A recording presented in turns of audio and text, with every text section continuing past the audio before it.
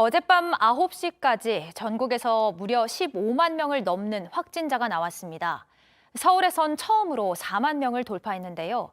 특히 백신 접종률이 낮은 19세 이하 소아 청소년 확진자가 빠르게 늘고 있습니다. 정부는 이렇게 확진자가 급증하는 상황을 코로나가 풍토병으로 자리 잡는 단계에서 생기는 현상으로 보고 낮은 치명률을 유지하는 데 집중하고 있습니다. 첫 소식 유미애 기자가 보도합니다. 어젯밤 9시까지 신규 확진자는 15만 8,005명입니다. 전날 같은 시간 집계치와 비교하면 6만 명 이상 급증했습니다. 서울에서 첫 4만 명, 경기도에서도 첫 5만 명을 각각 돌파했습니다. 집계를 마감하는 오늘 0시 기준으로는 16만 명 안팎이 예상됩니다. 정부는 확진자 급증이 코로나가 풍토병으로 자리 잡는 단계에서 생기는 현상으로 보고 낮은 치명률 유지에 총력을 기울이고 있습니다.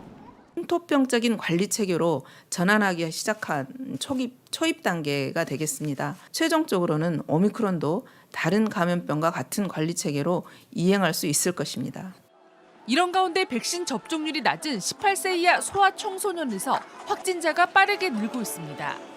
전체 확진자의 30%에 육박한 상황인데 특히 9세 이하 영유아의 확진 비율이 전 연령대에서 가장 높습니다. 다만 소아청소년 확진자의 치명률과 중증화율은 낮은 편입니다. 방역당국에 따르면 19세 이하의 오미크론 중증화율은 0.005%, 치명률은 0.01% 수준입니다. 방학 기간임에도 소아청소년 확진자가 크게 늘어나는 건 가족 간 전파가 영향을 줬다는 분석이 나오고 있습니다. 아이들이 개학을 하는 다음 주부터는 다시 교내 집단 확진으로 이어지는 악순환이 될 가능성도 배제할 수 없습니다. JTBC 유미입니다. 대선이 꼭 2주 앞으로 다가왔습니다. 오늘부터 해외에서는 재외국민 투표가 시작되는데요.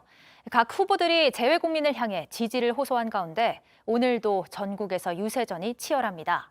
이재명 후보는 충청과 세종으로, 윤석열 후보는 이틀째 호남 공략에 나섭니다. 최수연 기자입니다. 전 세계 115개국 재외국민 투표가 오늘부터 28일까지 진행됩니다. 이번 대선에서 재외국민 유권자는 22만 6천여 명에 달합니다. 각 후보들은 대외동포 표심 잡기에 나섰습니다. 이재명 후보는 소셜미디어에 인사 영상을 올리며 재외동포 정책을 대전환하겠다고 약속했고, 윤석열 후보도 AI 윤석열 영상 등으로 투표를 독려하고 재외동포청 신설과 한글학교 지원 등을 강조했습니다. 심상정 후보도 재외동포청 신설을, 안철수 후보는 대통령직 속의 재외국민위원회 상설 운영을 공약했습니다. 대선을 2주 앞두고 후보들은 전국 각지에서 유세를 펼칩니다. 토론 이후 발언이 더 거칠어진 이재명 후보. 자칫 잘못하면 촛불 들고 다니다가 깜빵 가는 그런 세월을 살게 될지도 모릅니다. 모든 전직 검사들이 온 나라를 다 지배하는 나라가 될 수도 있습니다, 여러분. 오늘부터 이틀간 충청과 세종을 돌면서 지역 균형 발전을 부각할 예정입니다. 어제도 전북에서 호남 발전을 강조한 윤 후보는 김대중 대통령께 만약에 지금 현재 대통령이셨거나 정치인으로 활동하는 중이었다면 대기업이 호남에 들어가겠다고 하는 건 막으셨겠습니까? 전남 신안의 김대중 전 대통령 생가를 방문하는 등 외연 확장에 주력합니다. 심상정 후보는 수도권의 전통시장을 돌고 안철수 후보는 울산과 경북 포항에서 집중 유세를 합니다. JTBC 최수연입니다. 바이든 미국 대통령이 몇 시간 전 기자회견을 열고 러시아에 대한 제재를 발표했습니다. 전날 우크라이나 동부에 군사를 보내기로 한 푸틴 러시아 대통령과 정면으로 맞서게 됐는데요. 자세한 소식을 워싱턴 연결해서 들어보겠습니다. 김필규 특파원, 어제만 해도 백악관이 고민하는 모습이었는데 결국 러시아의 결정을 침공으로 규정했군요. 그렇습니다. 친러시아 분리주의자들이 있는 우크라이나 동부 돈바스 지역에는 원래도 러시아군이 자주 보였던 곳입니다. 그래서 푸틴 러시아 대통령의 결정에 대해서 백악관이 당초 모호한 태도를 보였었는데요. 그러다 오늘 확실히 입장을 밝혔습니다. 직접 들어보시죠. This is the beginning of a Russian invasion of Ukraine, as he indicated and asked permission to be able to do from his Duma. So let's begin to. I'm going to begin to impose sanctions in response. 네, 그럼 구체적으로 어떤 제재를 하겠다는 걸까요? 예, 러시아 최대 국책은행인 대외경제은행을 비롯해서 러시아은행 두 곳에 아예 서방의 돈이 들어가지 못하게 막겠다고 했습니다. 또 러시아 지도층과 그 가족에 대해서도 제재를 한다고 밝혔고요. 또 유럽연합과 영국도 대러시아 제재를 일제히 발표했습니다. 특히 독일은 러시아와 독일을 잇는 가스관이죠. 노르트스트림2 사업을 중단하기로 했는데 양측 다 출혈을 각오하면서 내린 결정이라고 볼 수 있습니다. 네, 그렇군요. 그리고 어제 푸틴 대통령이 대국민 연설을 통해서 이 우크라이나에 개입할 수밖에 없는 역사적 이유를 설명했는데 우크라이나인들이 이런 태도에 거세게 반발하고 있죠. 예, 전날 워싱턴에서 대규모 집회가 있었는데요. 그곳에서 우크라이나인들의 이야기를 직접 들어볼 수 있었습니다. 화면으로 준비했습니다. 푸틴 러시아 대통령은 대국민 연설 동안 자신의 역사관을 설명하는 데 상당한 시간을 할애했습니다.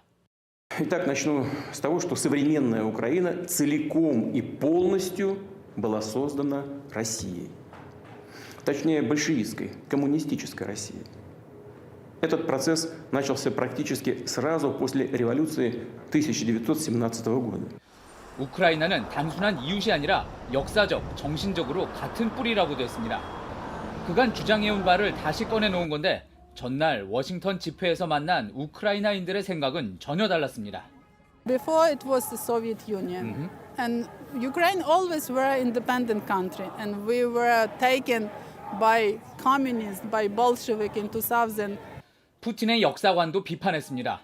Ukraine started off as the Kievan Rus, which was the capital of which is Kiev. So the attempt to try to fabricate history and try to rewrite history will not work because Ukraine has a strong history. 이날 모인 우크라이나인들은 미국을 믿고 핵을 포기했던 만큼 이에 대한 책임을 지라고 요구했습니다. 이번에 도발을 그냥 넘어간다면 다른 지역에서도 이런 문제가 또 일어날 거라고 했습니다. Now, what's interesting is when you look at how China then treated the situation, China would like to rewrite history as well. If the United States and the world does not stand with Ukraine now, 네, 계속 갈등이 고조되고 있는데 이렇게 되면 이제 미국과 러시아는 전면전으로 가는 수밖에 없는 걸까요? 하지만 바이든 대통령은 오늘 제재를 발표하면서 아직 외교에 열려 있다고 이야기를 했습니다. 푸틴 대통령도 당장 돈바스 지역에 군대를 보내는 건 아니라면서 협상의 여지를 남겼습니다. 오는 24일 예정된 미러 외교장관 회담도 여전히 열겠다는 입장이라 돌파구를 찾을 한 번의 기회는 더 남아있는 셈입니다. 워싱턴에서 JTBC 김필규입니다.